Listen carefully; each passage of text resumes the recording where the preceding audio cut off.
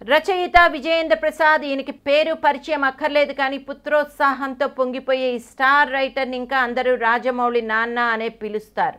జక్కన్న విజయాలు వెనుక అతిపెద్ద బలం ఆయనే. స్టూడెంట్ నెంబర్ 1 నుంచి బాహుబలి దాకా ఒక మర్యాద రామన్న తప్పిస్తే రాజమౌళికి అన్ని కథలు ఆయనే రాశారు, బ్లాక్ బస్టర్లు ఇచ్చారు. కథల మీద కథా రచన మీద అంతటి పట్టు ఉన్న విజయేంద్ర ప్రసాద్ మరో కథా రచయితని దారుణంగా అవమానించారు. ఆ కథా రచయిత ఎవరనుకున్నారు? Power star Pawan Kalyan. Pawan pen పెట్టిన సినిమాలేవి ఆడలేదు.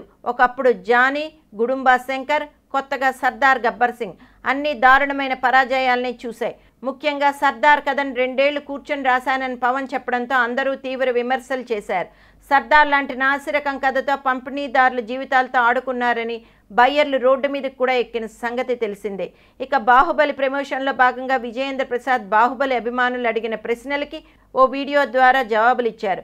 అందులో పవన్ టాపిక్ వచ్చినప్పుడు విజయేంద్ర ప్రసాద్ పవన్ కళ్యాణ్ సిన్సియారిటీ అంటే చాలా ఇష్టం, ఆయన కథలు ఆయన రాసుకోకపోతే ఇంకా ఇష్టం అంటూ పవన్ కళ్యాణ్ పెన్ను పవర్ మీద చాలా పెద్ద కామెంట్ విసిరారు. ఇప్పుడు ఈ కామెంట్స్ మీద పవర్ స్టార్ ఫ్యాన్స్ ఆగ్రహ జాలలు వ్యక్తం చేస్తున్నారు.